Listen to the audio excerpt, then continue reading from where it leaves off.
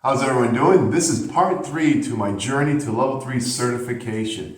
In this video, I kind of slowed things down a little bit, explained things a little more clearly, give a little more demonstration. The previous videos, like part 1, just a box opening. Part 2 was just cutting the parts out for my level 3 certification project and fiberglassing. So it was just kind of like, I just did like a speed fast forward video of that. You know, everything's in like a time lapse. I'm sure plenty of people have seen enough of these rockets being built, so they're really, you know, it's pretty straightforward. But this is, I feel like, is a real important stage. It's where you're making the motor mount and you got your fins installation. So those are really crucial parts of the level 3 certification. Anyone that has gone through the level 3 certification knows that, you know, how important this step is. You really need to take pictures or videos, and you have to forward that with your level 3 committee. And I think NAR, it's just, you have one, basically L3 mentor, triply, I believe you have 2.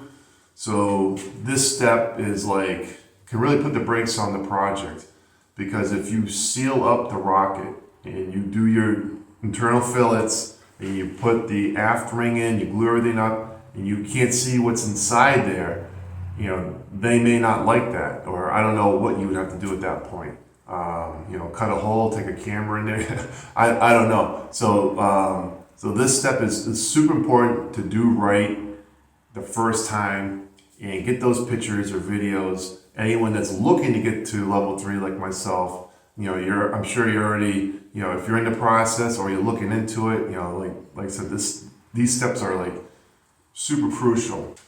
So in this video, I am making the motor mount assembly, so epoxying the forward centering in, then installing the forward centering into that bottom section, the booster section of the rocket.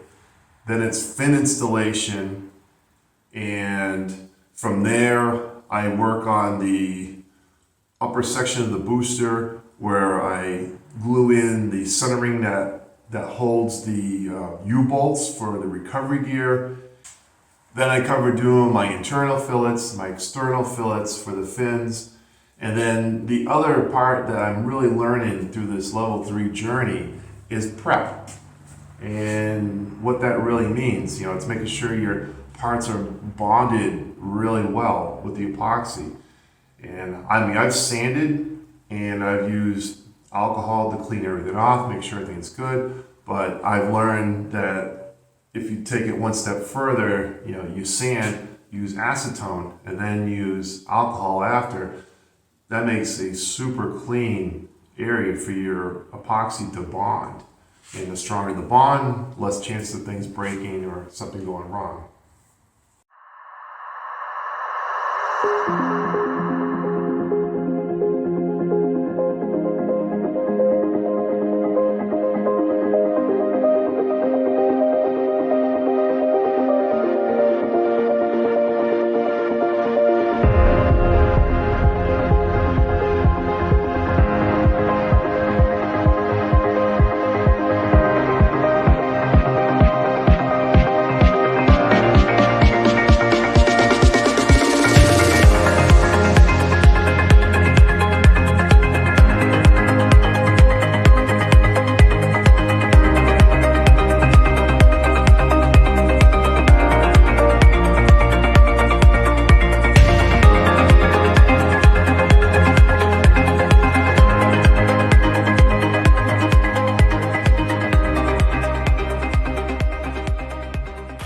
Alright, what I'm doing here is marking where I'm going to be putting the centerings on.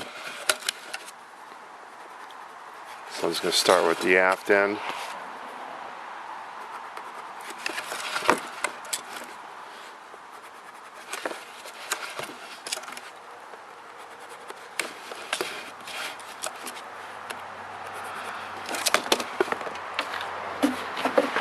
And on here you can see I have everything marked out.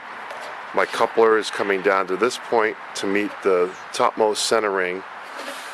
Here's the other center ring for the front part of the fin, and then the aft end. Here's the other centering ring, and it's important to have all your marks so you know exactly where to be gluing these rings onto the motor tube. I just like to mark exactly where all these center rings are going to be on the motor tube.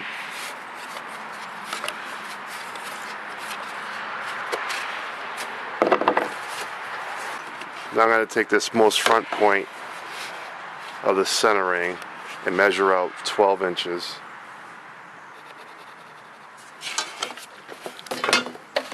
Because that is this point here. This point, this line right here is this right here, and I need to measure out 12 inches for the cut, and that's where the next center ring, the mid center ring, is going to be.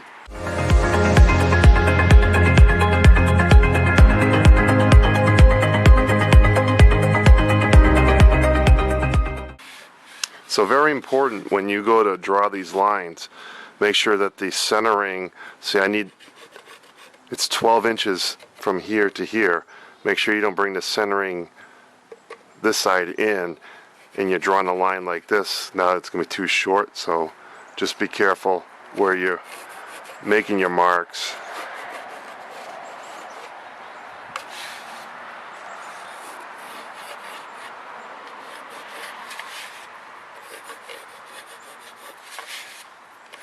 And I'm going to be using the tape method, meaning I'm going to wrap some blue tape around here so when I slide the ring in I can hold the motor mount up like this. The bead can pull really nicely around, and the tape will hold this centering right where I need it to be.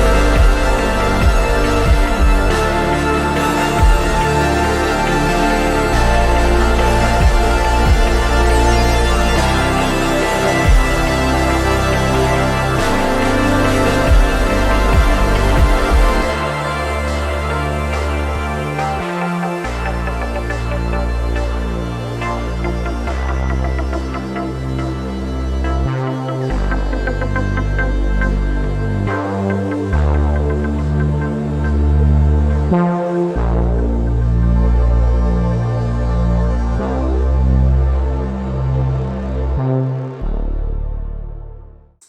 this point, I need to do the internal fin fillets. And I've seen people try to use like a long rod and you apply the epoxy to the rod and you're trying to reach in and like paint the fillets in where the fins hit the motor tube, and then you're trying to do another long set on the where the fins meet the airframe. So you're trying to do all these internal fillets, and I've tried several different ways. I've tried using even like a paintbrush on a long rod and you're trying to paint everything on there. It really doesn't work that great, especially when you have a really deep area where you gotta make sure you coat everything nice. So I found that it was easier to pour the epoxy down, and I had a hard time showing that when I was videoing. You know, it's like it is hard to get that camera, you know, like kind of in your way and you're trying to pour the epoxy. I think I got it a little bit. You can kind of see me pouring the epoxy, but you really don't see what's happening. So what I did was I made a model and I just wanted to demonstrate what that looks like and what I did to have a successful fillet all the way through. So this represents that forward centering, these represent the fins, and I'll just kind of show you how I poured that down there. It'll make it a lot easier than, you know, the angle that you guys saw. If you just see the epoxy going down, you really don't see anything else that's happening. And this pour technique, pouring the epoxy down, is amazing. I used the BSI 30-minute epoxy and had just the right consistency where it ran down, but it wasn't like liquid. It still had a thick consistency, but still flowed. And I know it's 30 minutes, but I'm telling you, like, I think I only got like 10, 15 minutes doing that in my basement before it really kind of set in, and it you know, you could try to move it around and it's not really floating, where it kind of like stayed where it's at. So I just want to give a demonstration with this. This should be a good angle to see everything. And what I use for replacement of epoxy is just a little flour and water. So here's the back end of the rocket here. You leave it open, you leave the aft ring out so you can have access to all the internals in here. So I'm looking through the back of the rocket, the aft ring is out, and the epoxy's mixed, and I just start pouring it down. All right, you can see how it's going, and I'm having this about a 45-degree angle. Now I watch that epoxy. As soon as that epoxy hits the ring, the forward ring, I stop. So you back off and you level the rocket out. So now you can see what happens here is now you have the epoxy hitting here. If you keep it down like this too much, you can start seeing you're losing your epoxy. It's all going to run down here. It's going to run everywhere. I already have fillets done here. I don't need any more. So that's perfect. And that's the demonstration I wanted to give, because you can't see that in the video the way I was shooting it. And again, it's, you know, you're mixing epoxy, you're trying to pour it down. I don't know how to get the camera in there. So I hope that helps. You really don't need anything else. You just let this settle and harden, and it's good. It's the perfect fillet. You don't have to touch it, do anything to it. At this point, I am preparing the forwardmost centering that holds the U-bolts which connect my recovery harness to this booster section.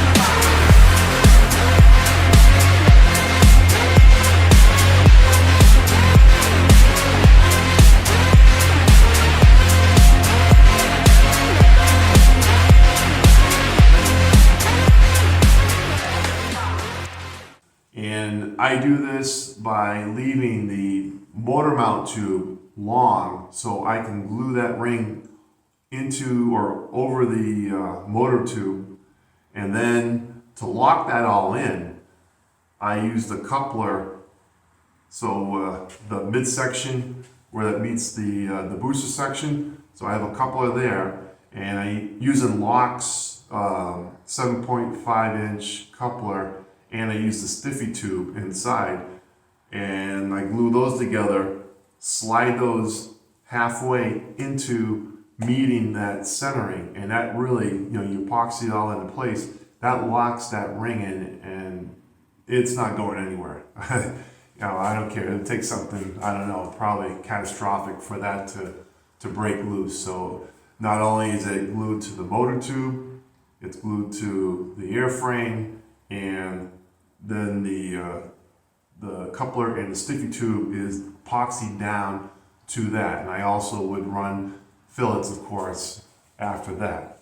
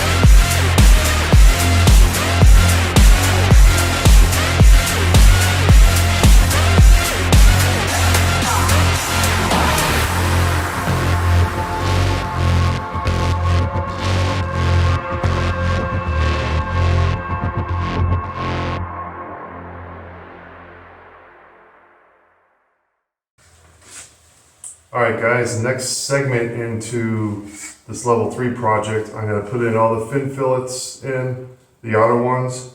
You saw previously I did the sanding, used acetone and then alcohol to clean all these areas to get the best bond possible.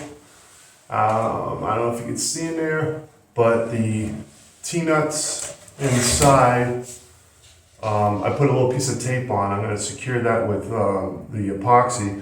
I'm going to use West Systems, the 610, I think it's called. You put in the caulking gun.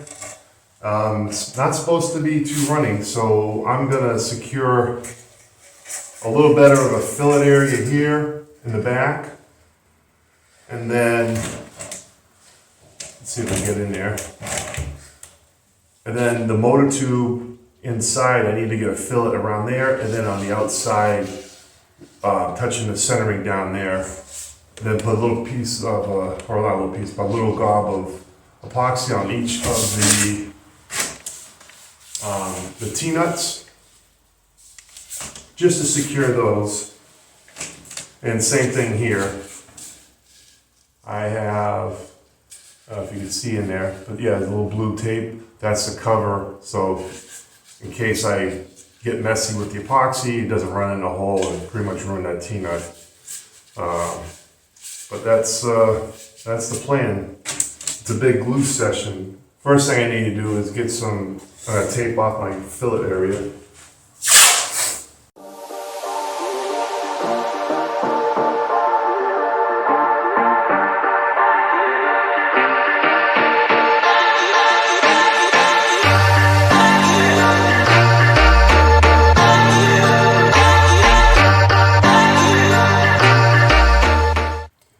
Here it is, West Systems 610 super thick epoxy.